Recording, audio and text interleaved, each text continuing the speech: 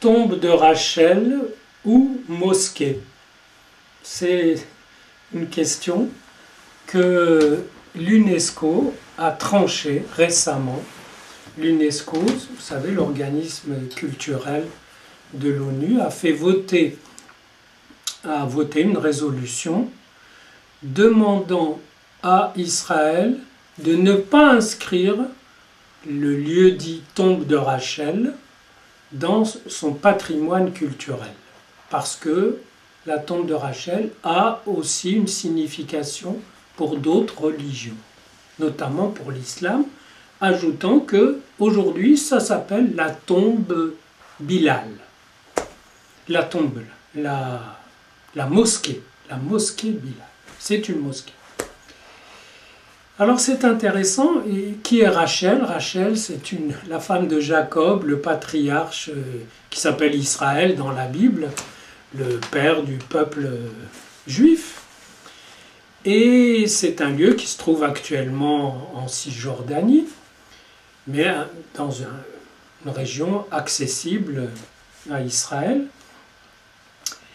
Et Israël l'a en effet inscrit dans son patrimoine culturel, ce qui était le minimum, vu que c'est la terre des ancêtres, c'est la terre du peuple hébreu, et donc voilà. Mais depuis 1996, les Palestiniens appellent cet endroit la mosquée Bilal. Et bon, ça fait problème. Parce que dire qu'un lieu qui est dans votre patrimoine n'est plus dans votre patrimoine du fait qu'il a un sens pour les autres, très intéressant. Parce que ça veut dire aussi que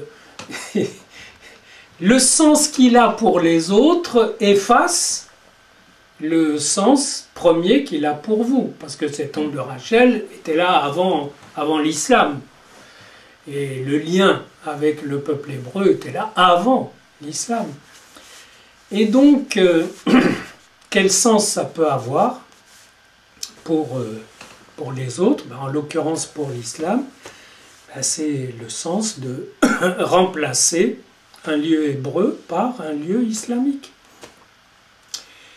Et tout comme le Coran remplace la Bible en ayant pris ces histoires dans la Bible. C'est donc un projet d'effacement d'une antériorité, l'effacement de quelque chose d'historique. Voilà, il y a eu des gens qui étaient les premiers, voilà, ils ont laissé telle et telle trace, mais ces traces ont un sens pour nous, donc ce n'est plus leur trace. Il y a là une dépossession étonnante.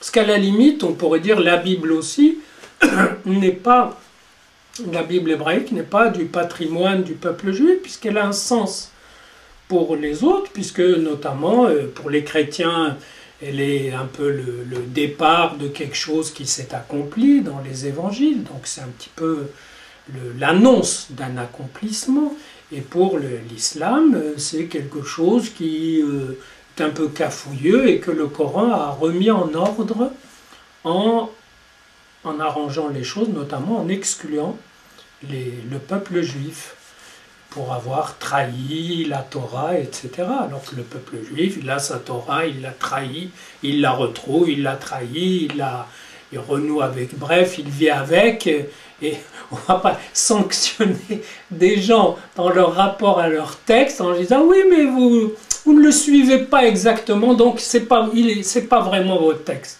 il n'est pas bon pour vous, on va vous donner la vraie version, c'est la nôtre. Et ce problème est le même que pour la terre d'Israël aussi, elle a une signification pour les autres, donc elle n'appartient plus à Israël, il n'y a pas de notion de terre d'Israël. Et si les autres sont venus et se sont intéressés à cette terre, et notamment l'islam a conquis cette terre militairement, tranquillement, après Mahomet, et donc c'est devenu une terre d'islam. Mais les juifs n'avaient pas la possibilité d'y vivre, ou de s'y épanouir, ou d'y construire une souveraineté. Et c'est quelque chose qui ne s'est produit qu'au XXe siècle, après une hécatombe, après ce qu'on appelait la Shoah, qui a été comme un catalyseur pour rappeler quelque chose qui est une espèce de droit symbolique sur cette terre.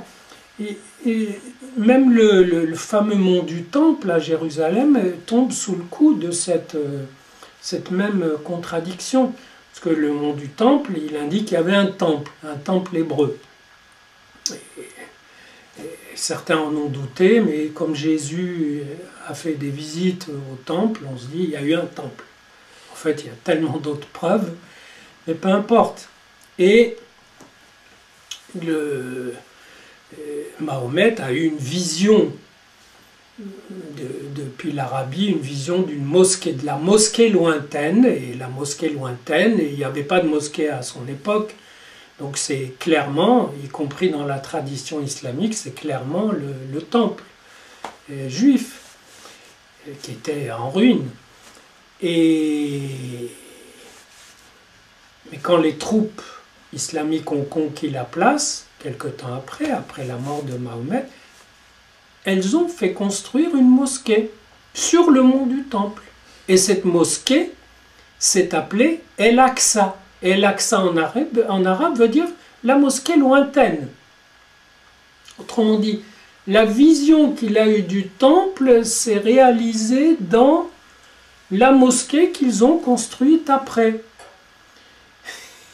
De sorte que le mont du Temple en quelque sorte, ne peut plus être patrimoine du peuple hébreu, puisque les autres ont vu la mosquée, c'est-à-dire le temple, mais ils l'ont vu comme une mosquée, ce qui est logique, parce que pour eux, Rachel est musulmane comme son époux Jacob est musulman. Autrement dit, le sens que ce lieu, tombe de Rachel, a pour l'islam, c'est que tout simplement, les Juifs n'y ont qu'un droit bizarre, un petit peu désuet, parce que les personnages en question sont dans le Coran musulmans. Et donc c'est la tombe d'une musulmane. Bon, ils savent que ce n'est pas tout à fait vrai, mais formellement, dans le texte, c'est ça qui est écrit. Et je crois beaucoup à la force des textes et à leur gravité.